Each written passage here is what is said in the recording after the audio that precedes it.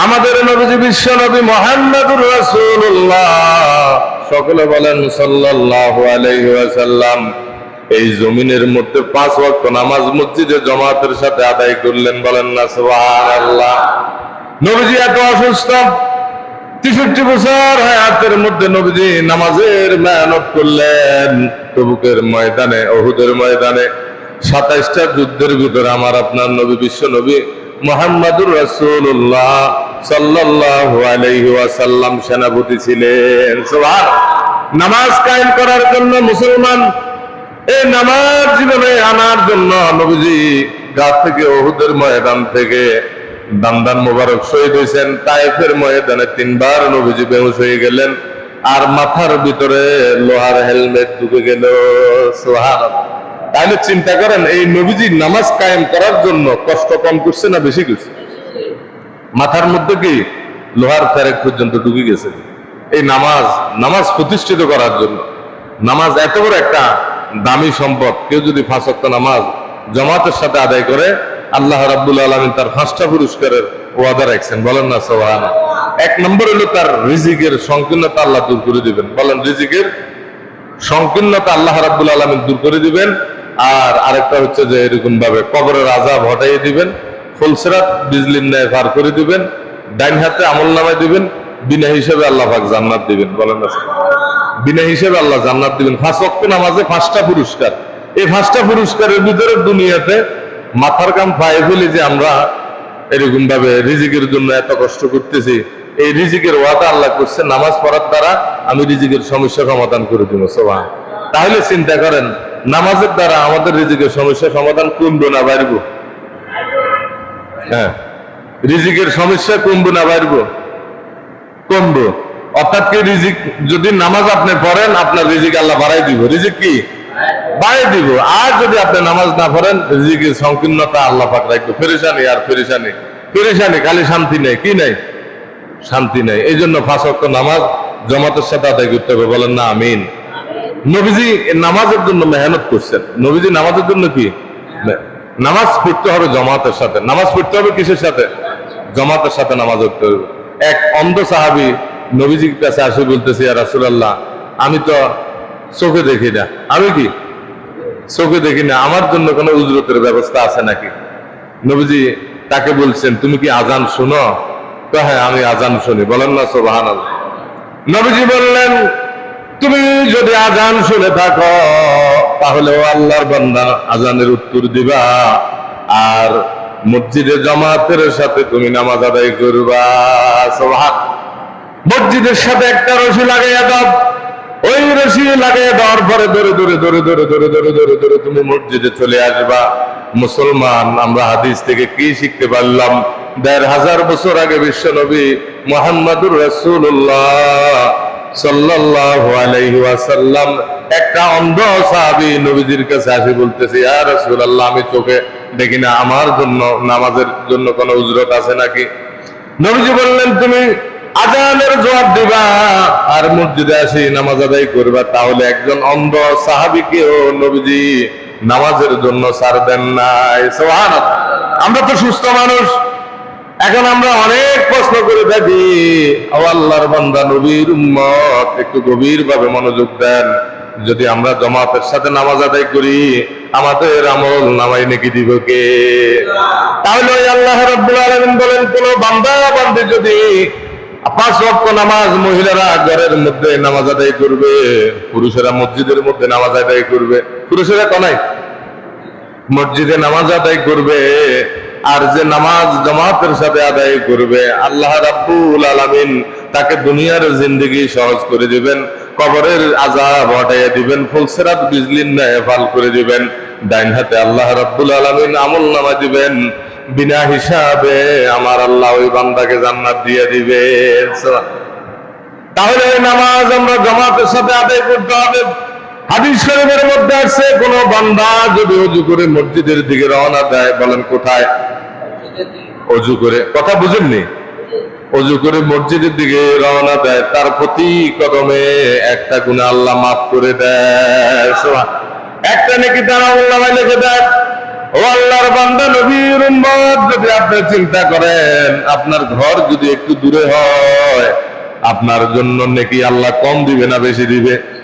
এখন আমাদের অবস্থা এমন হয়ে গেল, মসজিদের সীমানা যার ঘর থাকে, শেষে যার ঘর থাকে, সে বলে আমার ঘর অনেক দূরে, আমার ঘর কি? আয় হায়, কত রকম মাসলা দিয়ে। অথচ আল্লাহ রাসূল বলছে যার ঘর যত দূরে তার সওয়াবও কি বেশি হবে।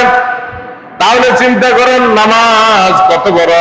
সাহাবায়ে কেরাম মসজিদের আশেপাশে থেকে ঘর অনেক দূরে নিয়ে যাইতেন, ওইখান থেকে ওযু করে মসজিদের মধ্যে যখন আসতেন, প্রতিটা কদমের ভিতরে আমার আল্লাহ রাব্বুল আলামিন তার আমল নামায় একটা নেকি লিখে দিতেন।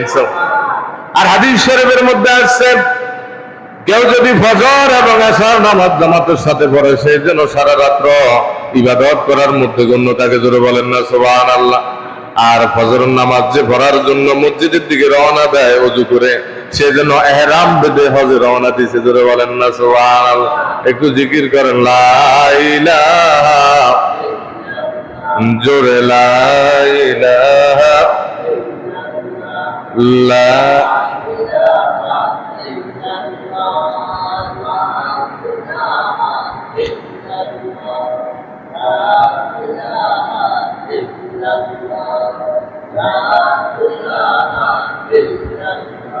لا إله إلا الله لا إله لا إله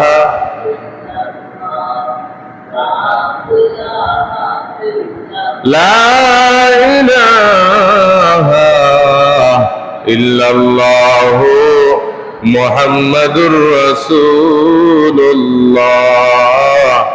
সাল্লাল্লাহু আলাইহি ওয়াসাল্লাম। আচ্ছা বলেন, আমাদের যে বাড়িঘর আছে, মৃত্যুর পরে বাড়িঘর কবরে যাইবনি? ছেলে মেয়ে আত্মীয় স্বজন কেউ যাইবনি? একটু চিন্তা করেন, যদি যায় তাহলে আপনি করেন, কোনো সমস্যা নাই। কিন্তু আমাদের সাথে যাবে ঈমান এবং আমল। বলেন না সুবহানাল্লাহ।